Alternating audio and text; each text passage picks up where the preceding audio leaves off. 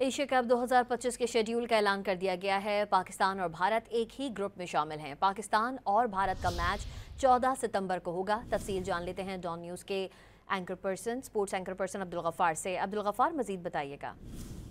जी बिल्कुल। Pakistan cricket board के chairman, जो कि एशिया क्रिकेट काउंसिल के भी चेयरमैन हैं, मोहसिन नकवी साहब, उन्होंने अब से कुछ देर पहले शेड्यूल को भी ट्वीट कर दिया है, जिसके मुताबिक पाकिस्तान भारत एक ही ग्रुप में शामिल हैं और पाकिस्तान और भारत का मैच जो है वो 14 सितंबर को इतवार के दिन इस एशिया कप मेंस T20 में रखा गया है। इसी तरह पाकिस्तान अपना जो पहला मैच है उससे पहले 12 सितंबर को खेलेगा और उसके बाद फिर यूएई के खिलाफ पाकिस्तान का मैच 17 सितंबर को होगा। पाकिस्तान भारत अगर पहुंचते हैं सुपर 4 में तो वहां भी मुकाबला हो सकता है, लेकिन 28 सितंबर जो है उस पर तक ये टूर्नामेंट जारी रहेगा। इसका फाइनल जी। 28 सितंबर को होगा।